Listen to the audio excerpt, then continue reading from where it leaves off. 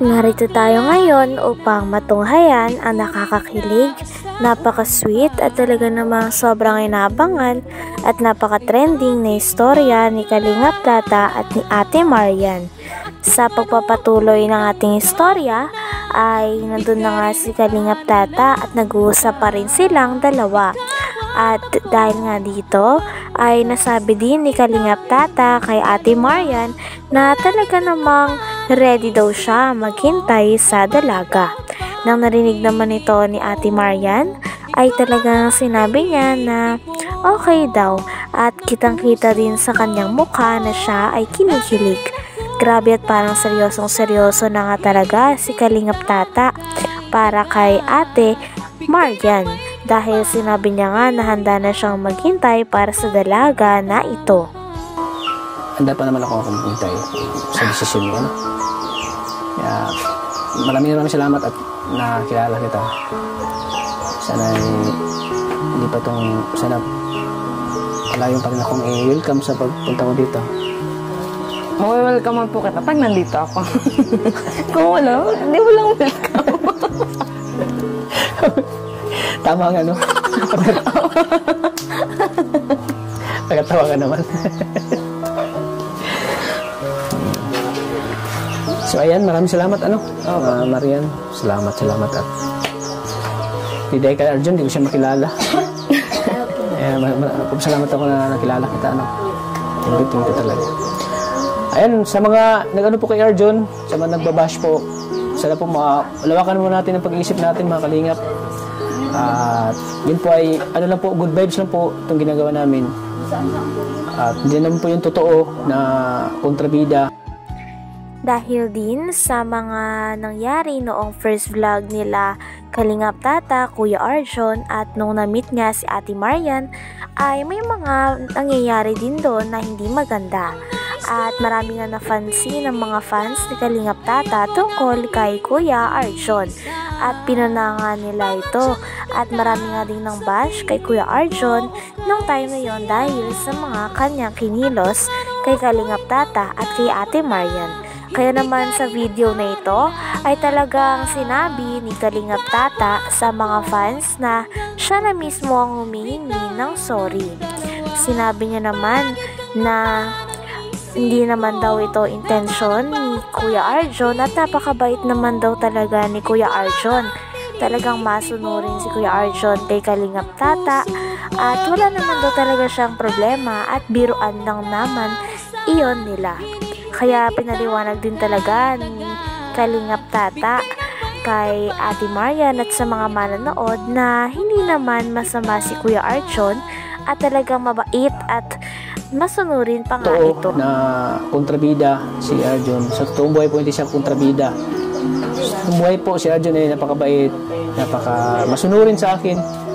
Kaya ako po yung humingi sa inyo ng sorry po sa mga nagbabash po kay Arjun. Sana po ay maintindihan nyo na yung ginagawa ni Arjun ay good vibes lang po yung mga kalingap. Maraming salamat po sa inyo. Mag-unawa. Sana po ay mapatawad niyo po si Arjun. Ako na po yung humingi ng tawad sa inyo mga kalingap sa kanyang nagawa po. Dahil po yung eksena nila ay ako po yung doon na maging kontrabida siya. Kaya maraming salamat po. Thank you Marian ha. Maraming salamat sa nakilala kita. Sige, it's my pleasure din po. Sige, at salamat talaga na nakilala kita dito sa lugar mo. Sige, pagpatuloy mo yung pangarap mo, para sana makapagtapos ka ng pag-aaral. Salamat po. Shinare din ni Kalingap Tata kay Ate Marian ang gusto ng mga tao kay Ate Marian. Sabi naman ni Kalingap Tata ay kaya daw talaga nagustuhan ng mga viewers si Ate Marian. Ito ay dahil napakaganda daw ng kanyang ugali at napakagaling niyang makisama. Bukod sa siya ay maganda na, mabait pa ang kanyang asal at talagang go with the flow lang siya palagi. Sabi naman ni Ate Marian ay okay lang daw talaga sapagkat extrovert naman siyang uri ng tao o gustong-gusto niya din talaga ang nakikipag-socialize at nakakamit ng mga bagong tao at kaibigan. Andito ako. Nagbabalik. Ang humingi ng tawad. Sige, dito ka. Humingi ka ng tawad sa kanila. Sa Sa mga viewers natin, humingi ka ng tawad. Hello, Marian. Si Tata. Nais ko humingi ng tawad dahil ako ay naging masyadong hyper nung naalaang umaga dito sa tahanan na ito. At Ito mismo. siyempre, gusto ko rin humingi ng tawad sa mga naapektuhan o nasaktan sa ayubangan ko o sa kahayuan ko. Sana umaintindihan niyo po ako. Yung mga ginagawa ko ay ang pagdagas lang po. Lalo yung ang gagawin ko kay Tata. At siya yung mga pang-susul ko kay ngayon na kagustuhin siya kay Tata. Ay hindi ko yung totoo. Pang-pagdagas lang po yun. For the content. So yun po talaga mga kaibigan. Sana mapag-usapan natin ito. Mahalin niyo pa ako. Kailangan ko ng pagmahal niyo kaya. So, ayan, ayan. Hindi. Sa pagpapatuloy pa nga ay kinikilig naman si Ate Marian. Ito ay sapagkat si Kalingap Tata ay talagang kino-compliment siya. Sabi pa nga ni Kalingap Tata sa kanya ay napakaganda niya daw talaga. Sabi naman ni Ate Marian ay marami din naman daw maganda sa kanilang lugar. Kaya natawa naman si Kalingap Tata. Sabi naman ni Kalingap Tata ay sa lahat daw talaga ng magaganda ay kay Ate Marian lang daw talaga siya nabihag. Kaya grabe at sobrang nakakakilig na talaga ang dalawa at mas lalong dumadami ang kanilang fans. So yun po talaga mga kaibigan. Sana mapag-usapan natin ito. Mahalin niyo pa ako. Kailangan ko ng pagmahal niyo kaya. So, ayan, ayan. Hindi. So yan po mga kalingap, sana po ay wag po nating masamain po si Arjun. Wag po natin ano si Arjun kasi mabait to si At Arjun. ngayon, regalo ko sa iyo. Regalo mo na to sa akin? Ako sa'yo lang. Bigyan mo na. Ayan, sa Tata. Ay, bagay na bagay pati oh. Oo, parang kayo, bagay na bagay. Parang huwag niyo pong seryosohin po mga kalingap. Yung mga ginagawa ni Arjun, huwag po natin seryosohin. Kasi for the good vibes lang po yun. Kontrabida baga. Dapat lawakan natin pag-isip natin na ang mga ito po ay Isang beses naman ay si Ate Marian naman ang nagtanong kay Kalingap Tata. Tinanong niya si Kalingap Tata kung sino ba ang nakapag-inspire sa kanya para maging charity vlogger o ano ba ang dahilan kung bakit siya naging charity vlogger. Sabi naman ni Kalingap Tata ay ang pinaka main reason talaga ay siya daw ay na-inspired. Katulad na nga lang daw kay Kalingap Val, kay Kalingap Rab at sa iba pang mga kalingap na charity vlogger. Gustong-gusto niya din daw kasi tumulong sa mga mahihirap dahil alam niya rin kung ano ang pakiramdam na maging mahirap.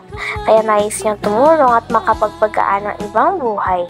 Talagang dahil naman dito ay mas humanga pa nga si Ate Marian kay Kalingap Tata dahil sa vision niya at pangarap niya para sa ibang tao. lawakan natin pag-isip natin na ang mga ito po ay pampag-good vibes lang para kayo ay mapasaya namin. Ayan, inisa-isa pala ni Marjorie yung Marjorie. Oh! Marjorie naman yan. Hanggang ngayon, hindi ko nakalimutan Marjorie. Marian. Ayun nga po, naalala mo ang katauhan ng Marjorie sa kagandahan ni Ato Marian. Ayan, Marian. Thank you, Marian, ha? Opo, thank you. Maraming salamat at paunlakan pa rin ang pagpunta namin dito, ano? At salamat din kay Arjun na nakilala kita. Oo, thank you. So yan, dahil dyan, Marian, bigyan kita ng pang-allowance mo. Tanggapin mo ito. Thank you po. Sana makatulong yan, Oo. Ano masasabi mo, Marian? Maraming salamat po para dito. So, yun. Nagkakalat si Tata. Dahil nag-aaral ka, kailangan mo yan, pang gastos mo sa pag-aaral mo, pamasahe. Ayan. Thank you, talaga.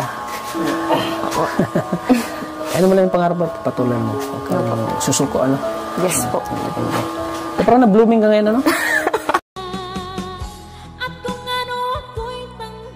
Hanggang dito na lamang muna ang ating nakakakilig, napaka-sweet at talaga namang sobrang trending na istorya ni Kalingap Tata at Ate Marian. Maraming salamat sa inyong panonood. Hanggang sa muli. Bye!